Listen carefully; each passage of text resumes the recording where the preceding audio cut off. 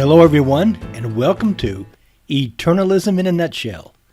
My name is David, and the title of this episode is If Only I Had Known Then, in 2004, What I Know Now, in 2023, Part 1. This is Episode 1. They say that hindsight is 20/20, that if we could go back and do things over again, we would do things quite differently, and this is certainly true when it comes to this course on eternalism. After all, if I had known then, in 2004, what I know now, in 2023, about the dire state of our Western society, morally, socially, culturally, religiously, and politically, then yes, I would have approached this course on eternalism quite differently. Let me explain. In 2004, when I first delivered this course on eternalism, I knew very well that there were large cracks in the outer walls of Western civilization that threatened the structural integrity of the whole house, the main one of which went by and goes by the name of postmodernism. But I had no idea at the time as to just how quickly this postmodernism would morph into cultural Marxism, whose stated goal is to bring down the whole house upon itself. But this is not all, for in 2004, I was not aware that in just a few short years, these cultural Marxists would begin to appear on the scene as woke activists, with their self-righteous and mean-spirited cancel culture and willingness to bring the whole house crashing down if they didn't get their way, and to do so by hammering away in the name of social justice at every possible social grievance imaginable, and all under the cover of a woke compassion which they claim stands up for the oppressed and downtrodden. And yet, the majority of their time is spent oppressing and trampling down anyone that gets in their way or openly disagrees with them. This disruption is all in accordance with Karl Marx's social conflict theory, which is determined to abolish and demolish Western civilization from the inside out by creating social conflict wherever it possibly can, and whether or not this conflict is associated with race, class, sex, gender, identity, climate change, polar bears, windmills, green energy, eating meat, eating insects, or whatnot, really doesn't matter. But when it comes to cultural Marxism and this social conflict theory, all that really matters is that you have a grievance that you can keep hammering away at until you either get your way or everything around you collapses. Now, what is particularly disconcerting for Latter-day Saints is that one of the grievances that these woke activists are continually hammering away at is the foundational and traditional social norms associated with the nuclear family, which they contend are outdated, oppressive, and cruel, and so they intend to disrupt, dismantle, and replace the nuclear family with transgender families and social norms once thought to be morally repugnant, but which are now not only being popularized, but normalized and mainstreamed by our media and throughout society. Consider, for example, such recent and outrageous performances taking place in our public schools and libraries as the drag queen story hour. Now, I must say I never thought I would live to see the day when transnormativity would be on board to replace heteronormativity, but here we are in the year 2023, and we find these woke activists and cultural Marxists insisting that we call a grown man with a beard and a clownish red wig a woman, or be canceled out of existence, or at least out of your job. Sadly, this moral chaos and cultural madness is only a prelude to what is coming. For if we can be bullied by these cultural Marxists and woke activists into canceling out our own sanity by calling an adult human male a woman or an adult human female a man, then where and when will this madness ever come to an end? This assault on the reality of our senses and the common sense of reasonable people is mind control, a form of brainwashing, and as such, the end of Western civilization, meaning the end of a rational adult society. And yet this irrationality, childishness, and groupthink is precisely the type of result these cultural Marxists are both aiming at and hoping for in their ongoing quest to change the world by destroying and dismantling everything they touch. Now, many would claim that this dismantling of society, the nuclear family, and traditional morality is just a case of progressive liberalism gone wrong. But this is not so, for this cultural Marxism that originated in our universities and has now infiltrated our public schools and workplaces is far more devious, pernicious, and treacherous than progressive liberalism ever thought of being. For as mentioned earlier, cultural Marxism's revolutionary goal is to bring down the whole house, to abolish and demolish Western civilization in its entirety. And its practical day-to-day efforts to do so goes by the celebrated title or name of PRAXIS. So central and pivotal is this notion of praxis to the moral chaos and cultural madness that we are all witnessing that we need to take a moment or two to consider just exactly what we are talking about. Now, this praxis is a wonderful word when used properly, and in its most general sense, this word simply means the synthesis of theory and practice. For instance, young children learning how to play the piano or the violin while following the notes on a sheet of music is a perfect example of praxis. This synthesis of theory and practice, with the notes on the music sheet being the theory, and the playing of those notes on the piano and the violin as being the application of that theory, producing real musical sounds. The same is true of the theory of rocket propulsion. For without praxis, the synthesis of theory and practice, we would never achieve liftoff in the real world of space exploration. Now, these types of examples can go on, as is shown here with the construction drawings and plans for building a high-rise and the actual construction of that building in a downtown area. Now, all these modern-day miracles, such as space exploration and the construction of high-rise buildings, are made possible because of what I am going to refer to as Western literacy, as is exemplified in our STEM disciplines of Western science, technology, engineering, and mathematics. Not to mention the far more basic and fundamental literacy of Western society, such as reading, writing, and arithmetic, and yes, music lessons. Now, I mention all of this because it is this wonderful word, praxis, that has made all these advances possible. In other words, you need this praxis, this synthesis of theory and practice, to build Western civilization, for theory alone won't do it.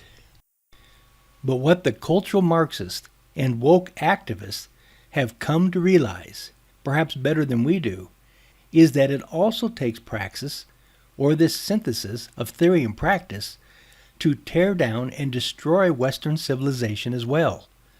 For again, theory alone won't do it. And so, in our day, this notion of praxis has taken on a more nuanced, political, and technical definition. That is, as informed action within a theoretical framework. And in this case, within the theoretical framework of Karl Marx's social conflict theory, and which today is identified as cultural Marxism. And this is why, in our public schools today, the primary emphasis is no longer on advancing Western literacy such as reading, writing, and arithmetic, but has shifted its emphasis to the primacy of what these radical leftists refer to as political literacy, such as our children being indoctrinated into the political significance of green energy, climate change, systemic racism, gender identity, and so forth. And so, given the political agenda of these cultural Marxists, it should not surprise us that a mastery of Western literacy in our public schools is being systematically replaced with a mastery of political literacy.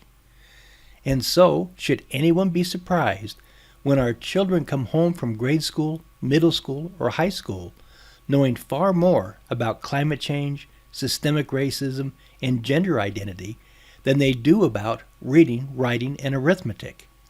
In fact, the advancement of this radical leftist agenda in our public schools is so far advanced that these cultural Marxists are boldly implementing this political literacy in such outrageous leftist and anti-Western civilization agendas as CRT, DEI, and SEL, which are acronyms for critical race theory, diversity, equity, and inclusion, and social emotional learning.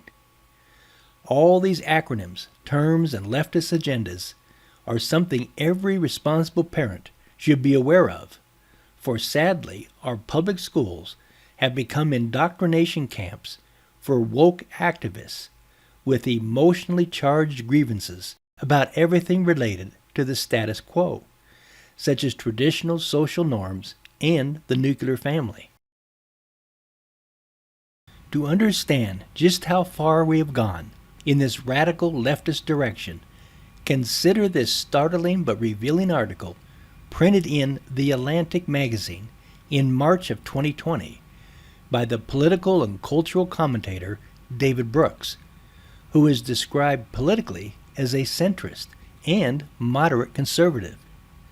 The title of this article is "The Nuclear Family Was a Mistake," and which begins with these highlighted words: "The family structure we've held up as the cultural ideal for the past half-century has been a catastrophe for many. It's time to figure out better ways to live together."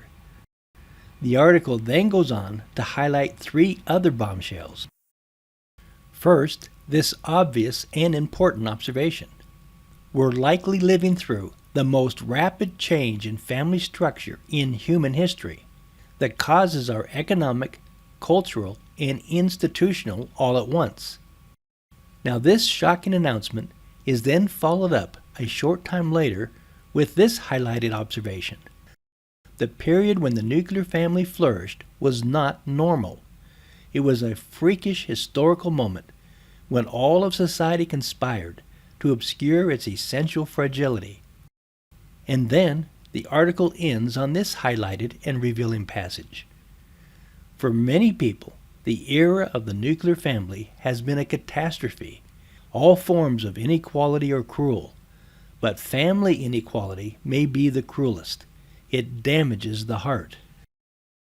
Need I remind you that this article was not written by a woke activist or cultural Marxist, but by a political centrist, and so, with that sort of radical and destructive rhetoric coming from a moderate conservative referring to the nuclear family as a catastrophe, should it surprise any of us that we are losing the cultural war at breakneck speed, and to such a point that our Latter-day Saint temples are in constant jeopardy of being closed down, as the family proclamation of the world is openly ridiculed and denounced by post-Mormons and cultural Marxists? And what is it that these woke activists find especially offensive in this family proclamation of the world? It is these words: "All human beings, male and female, are created in the image of God. Each is a beloved spirit, son or daughter of heavenly parents, and, as such, each has a divine nature and destiny. Gender is an essential characteristic of individual, premortal, mortal, and eternal identity and purpose. Now, to disrupt and dismantle the temple, these woke activists who operate within the praxis of the social conflict theory know that they must first abolish and demolish this family proclamation to the world before they can get to our temples. For as long as this family proclamation to the world is allowed to stand unchallenged, so will the activities taking place within these temples continue, and in the form of temple ordinances, rituals, and covenants, which are all family-centered in the traditional and familiar sense of a nuclear family. The point is that these woke activists and cultural Marxists who operate under the theoretical framework of Marx's social conflict theory know that to get to these temples, they must first go through the family proclamation to the world. If they can succeed in abolishing and demolishing the family proclamation, then there will be no difficulty in their eventually abolishing, if not outright demolishing, the temples themselves, for being symbols in their minds of oppression and cruelty. And so, with postmodernism providing the philosophical cracks in the wall of Western civilization by proclaiming all truth to be subjective, and cultural Marxism providing the woke activist with the social conflict theory and a sledgehammer of endless grievances to pound away at, we see all of Western civilization put in peril, and along with it, the traditional social norms, the nuclear family, Western literacy, and last but not least, our very sanity as rational adult human beings. This, then, is the praxis of these radical leftists who are determined to bring the whole house down around us all, if we will but continue to kowtow to their endless bullion in the name of social justice for the oppressed and downtrodden. Now, with that dire warning at our doorsteps, let us end part 1 of this episode and pick things up with part 2 in the next episode. There is still much more to be said, and much more that I wish I had known in 2004, and which I now know in 2023. Thank you for watching. Push the like button if you enjoyed this episode, and be sure to push the subscribe button. Until next time, consider the gravity of these perilous times, and remember that our children and grandchildren are depending on us to get this right and to leave them a world wherein they at least have a fighting chance.